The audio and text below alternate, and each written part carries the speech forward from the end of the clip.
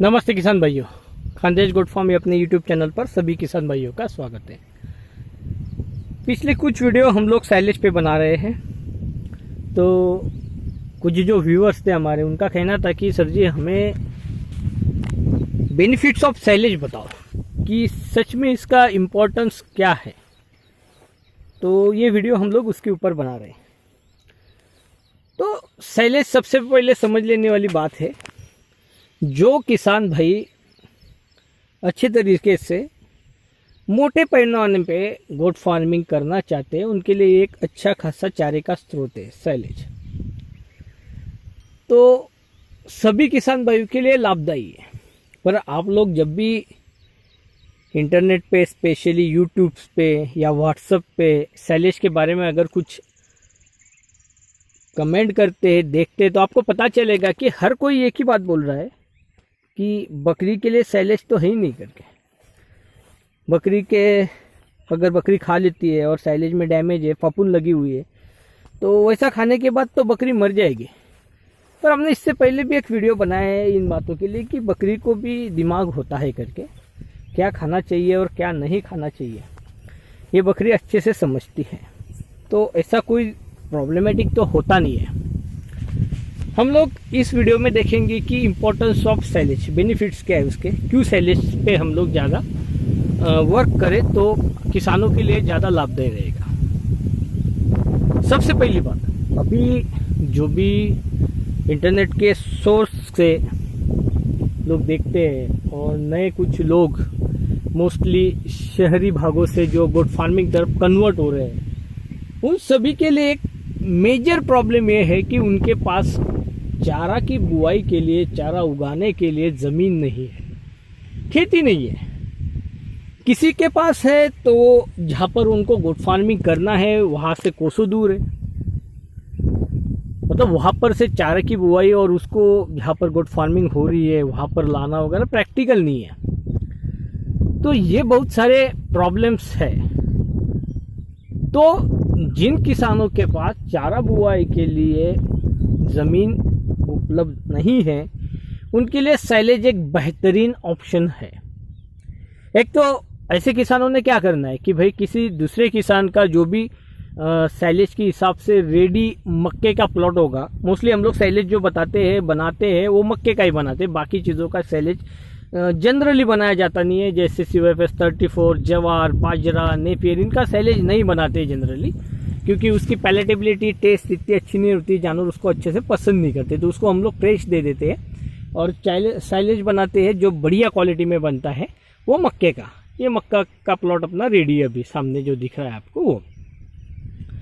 तो इन सभी बातों को देखते हुए ऐसे जो भी किसान भाई जो भी बकरी पालन करना चाहते हैं, उनके पास खेती नहीं है, तो किसी भी किसान का रेडी प्लॉट जो भी है अभी मक्के का रेडी वाला जो आपके नज़दीक है, उसको खरीद के,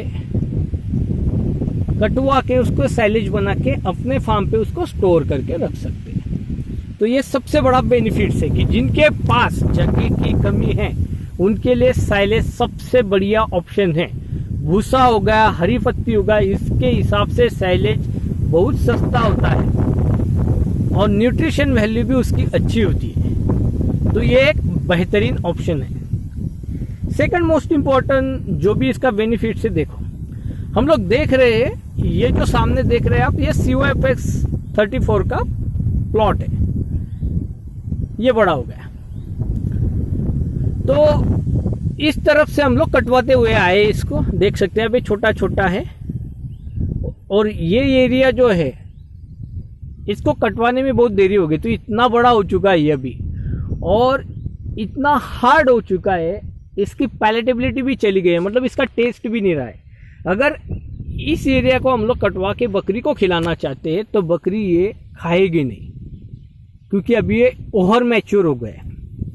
ये जो दिख रहा है ये ऐसे ही, मतलब वो उधर से अभी कटवाया था, फर्स्ट तो बड़ा है, बाद में देरी से कटवाए तो ये छोटा है और ये कटवा ही नहीं सके तो ये बहुत बड़ा हो गया। तो ये दिक्कत होती है। अभी मक्के का प्लॉट अपना खुद का है, अभी 1 एकड़ मक्का है, एक तरफ से हम लोग कटवाना स्टार्ट करते हैं तो पूरा प्लॉट कटवाने में जानवरों के हिसाब से अगर हमको 15 से 20 दिन, 1 महीना लग जाता है, तो मक्का मैच्योर हो जाता है, ओवर मैच्योर हो जाता है, उसकी न्यूट्रिशनल वैल्यू कम हो जाती है, उसकी टेस्ट कम हो जाती है, जानवर पसंद नहीं करते हैं। तो क्या होता है, हम लोग यही बताना चाहते हैं कि आप रोजाना अगर फ्रेश चारा देना चाहते हैं, फ्रेश मक्का देना चाहते हैं, तो हम लोगों ने जो कहा है कि मक्का सबसे बढ़िया कब है, जब वो उसके दाने के अंदर दूध बनता है, दूध वाला दाना जब बना है तो सबसे बढ़िया स्टेज है जानवर को खिलाने के लिए, बकरी को खिलाने के लिए। तो ये स्टेज में वो रहेगा 5 से 7 दिन। अब 5 से 7 दिन में तो पूरा प्लॉट कटवा के खिला नहीं सकते आप, तो इसके लिए एक बेहतरीन ऑप्शन है ओएस साइलेज। एक साथ कटवा लो, पैक करके रख दो। मतलब हाईली जब न्यूट्रिशनल वैल्यू होती है फोडर के अंदर, तब उसको स्टोर करके रख सकते हैं। ये second most important part. Third important बात यह है कि रोजाना अगर हम लोगों को कटवाना है, हम भारतवर्ष में रहते हैं, सबसे बड़ा प्रॉब्लम है इलेक्ट्रिसिटी का। और खेतों की बात तो पूछे मत, इलेक्ट्रिसिटी अभी जो लोग कर रहे हैं खेती में, गोट फार्मिंग खेत वाले एरिया में, उनको तो पता ही होगा। तो यहाँ पर सबसे जरूरी बात क्या होती है, तो light supply, electricity supply regular नहीं होता है। तो इस कारण रोजाना कटवाओ, फिर उसके बाद उसको चॉप करो, उसको उसकी कुट्टी करो, रोज उसको बकरियों को खिलाओ। इसमें बहुत बार प्रॉब्लम आते हैं, बहुत बार लाइट नहीं होता है, और इस बातों के लिए रेगुलरली मैन पावर लगता है। मतलब फ्रेश अगर देना है आपको तो इसमें खर्चा ज़्यादा आता है, मैन पावर रेगुलर लगेगा। बहुत सारी बाकी दिक्कतें आती है, जैसे लाइट नहीं है, इलेक्ट्रिसिटी नहीं है, तो क्या करें। ऐसे में अगर हम लोग होल प्लांट, पूरा का पूरा प्लांट बिना चॉप किए, बिना कुट्टी करे देते हैं, तो बहुत सारा जो चारा है वो वेस्ट जाता है दोस्तों। तो साइलेज अगर बना के रखोगे तो वेस्ट नहीं जाता है। एक ही टाइम पे मैन पावर लगेगी आपको, 1 2 4 5 आदमी 4-5 दिनों में कटवा के 1 एकड़ का प्लॉट पूरा, मतलब 4 दिन 5 दिन में आपके करीबन 1 एकड़ में बढ़िया क्वालिटी का मक्का रहे तो 12 से 15 टन बन जाता है आपका साइलेज। तो 2-4-5 दिनों में आदमी रख दिए, बाद में मैन पावर है नहीं है, सिर्फ आपको क्या करना है, बोरे में से साइलेज निकालना है, बकरी को देना है, बस। तो ये थर्ड इम्पोर्टेंट है कि भाई मैन पावर कम लगेगी, बाकी दिक्कत नहीं आएगी साइलेज बनाओगे तो। तीसरा, हमने देखा कि अगर हम लोग स्लोली कटवाते आएंगे तो पूरा खेत खाली होने में टाइम लगेगा, महीना 1.5 महीना लग जाता है। उसके बाद फिर खेत को आप जुताई करोगे, उसको रेडी करोगे अगली बुआई के लिए, तो पहले ही 1-1.5 महीना लेट हो चुके हैं। उसके बाद और 1-1.5 महीना, मतलब उसमें अभी मैन पावर आता है नहीं आता है, ट्रैक्टर आता है नहीं आता है, बैल आपके पास है नहीं है, तो इसमें देरी होती है। पर अगर साइलेज के लिए वन टाइम हम लोग कटवा लेते हैं तो पूरा का पूरा प्लॉट खाली हो जाता है। तो इंस्टेंट आप खेत में जुताई करके नेक्स्ट जो भी फोडर या कोई भी प्लांटेशन करना है उसकी बुआई कर सकते हैं, तो वो आसान हो जाता है। मान लो कि हम लोग अगर 80 दिनों में मक्का निकाल लेते हैं साइलेज बनाने के लिए, तो साल में हम 4 बार एक ही खेत में मक्के की बुआई कर सकते हैं 80 दिन में, अगर हम लोग इंस्टेंट रेडी कर देते हैं। और वही हम लोग अगर मक्के को मैच्योर होने देते हैं कटाई के लिए, और फिर स्लोली जितना जरूरी है उतना मैन पावर के थ्रू कटवाते हैं, फिर जानवरों को खिलाते हैं, ऐसा अगर हम लोग करेंगे तो उसमें हम लोग साल में 2 बार भी नहीं बुआई कर सकते, मतलब 2 ही बार बुआई कर सकते मक्के के, बाकी टाइम तो हमको मिलेगा ही नहीं। 80 दिन तो हमको मैच्योर होने में लग जाएगा, 1-1.5 महीना कटाई में चला जाएगा, आपके 3.5 महीने तो इसमें हो गए, और 15-20 दिन अगर आप करें काम रेडी करें तो उसमें 4 महीने वो हो गए, मतलब 4 से 5 महीने अगर आपको एक बार मक्के की बुआई में लग जाएंगे फ्रेश देने वाले, तो साल में तो 2 ही बार आप लोग उसकी बुआई कर सकते हैं। पर वही साइलेज करोगे तो एक ही खेत से आप 4 बार फसल ले सकते हैं मक्के की। यह है साइलेज का बेनिफिट। अब सबसे जरूरी बात, बहुत लोग बताते हैं हमारे पास बकरा है, हमने 150 किलो का किया है, बकरा तो साइलेज खाते नहीं, हम लोग ये देते हैं वो देते हैं। देखो, जो बंदा बोर पाल रहा है, जो बंदा 4-5 लाख में एक बकरा बेच रहा है, वो तो मक्खन भी खिला सकता है, काजू बादाम भी खिला सकता है उसके जानवरों को, उनकी बात छोड़ दो। इन लोगों को हमने हिसाब में पकड़ा ही नहीं है। हम लोग किन किसानों की बात करें जो छोटी नस्लें संभाल रहे हैं, एक बहुत ही महान काम है छोटी नस्लों के साथ काम करना, बल्क में काम करना, ज्यादा बकरियों के साथ काम करना, ये महान काम है। 2 बकरे संभाल लिए हमने घर पे, ना हम तो इनको ऐसा बना रहे, वो सब ठीक है, वो भी मेहनत वाला काम है, पर मैं नहीं मानता हूँ महान काम है। 2 जानवर तो कोई भी संभाल। जब कोई किसान 100-150 जानवर बकरी, मैच्योर बकरी को संभालना चाहता है, उस्मानाबादी ब्रीड हो गई, ब्लैक बंगाल हो गया, दलचेरी हो गई, इनके तो नाम भी नहीं ले रहे आजकल लोग, कोई लोगों को सिर्फ कोटा, सिरोही, जमुनापारी, सोजत, इनके नाम पता होते हैं, थोड़े बहुत लोगों को बोर के बारे में पता होता है।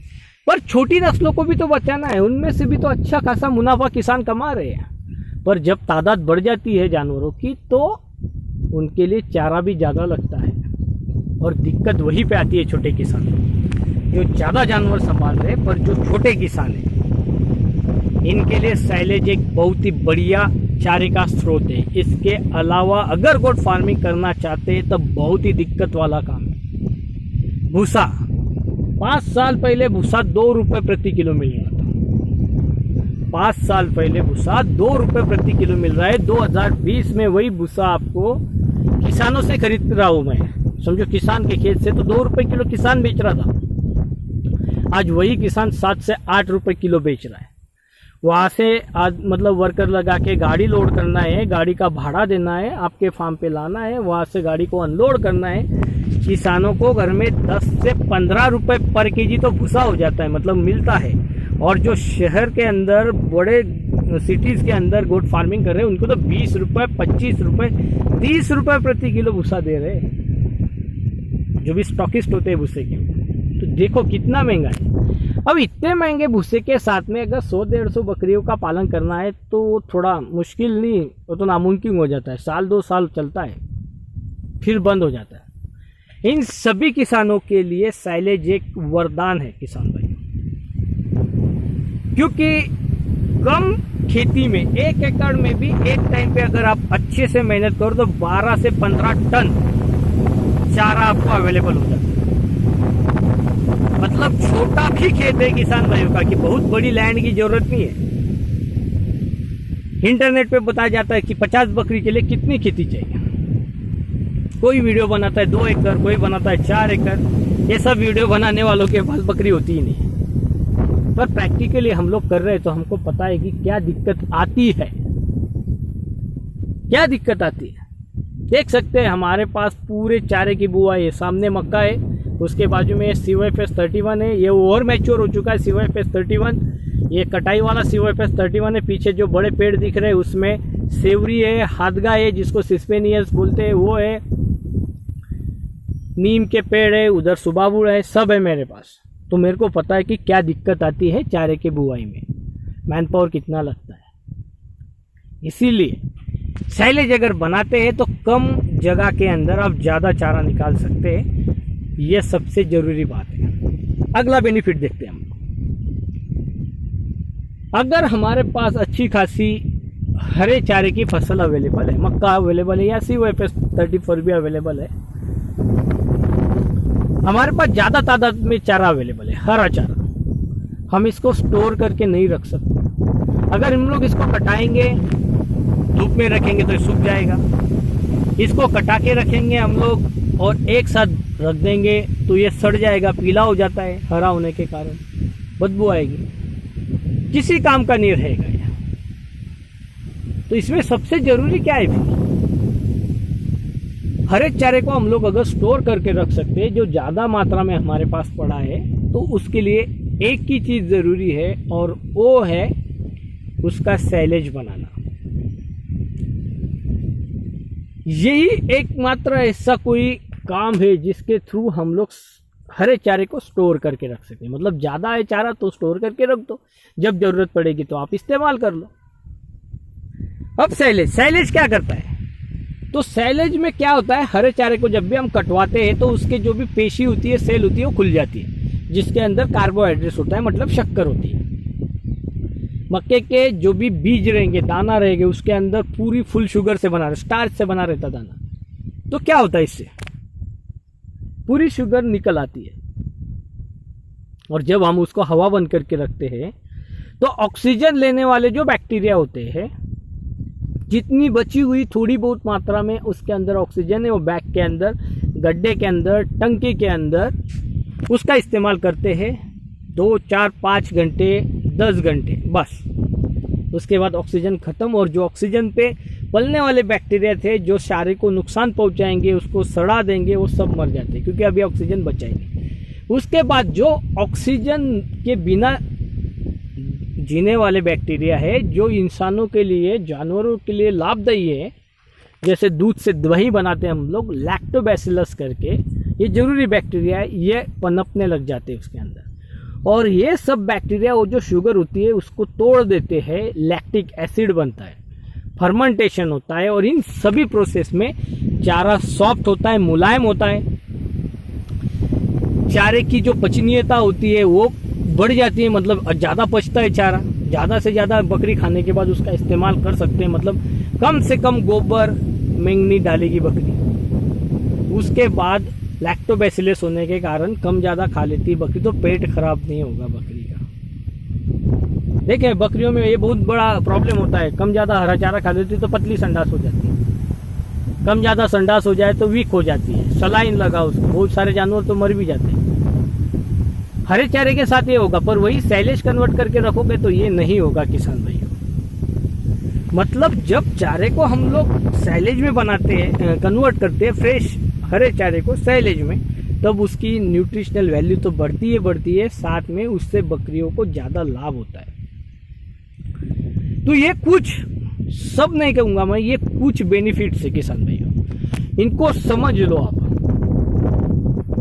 और इन सभी को समझ के ही आपका गोट फार्मिंग के अंदर साइलेज का इस्तेमाल करना चालू कर दो। आप खरीद सकते हैं, बहुत सारी जगह साइलेज अवेलेबल होता है, खरीद लो। खरीदोगे तो महंगा होता है, थोड़ा चल जाएगा, और नहीं आपके पास मतलब खरीदने के लिए आपने खुद की ज़मीन है, खेत है आपके पास, तो मक्के की बुआई करके खुद भी साइलेज बना सकते हैं। इसको बनाने की एकदम सिंपल प्रोसेस होती है। हम लोग देखेंगे अगले वीडियो के अंदर कि भाई सच में साइलेज बनाना आसान है या मुश्किल है। बहुत सारे लोग जो अलग अलग बातें करते हैं उन सभी का हम लोग अगले वीडियो में जवाब देंगे।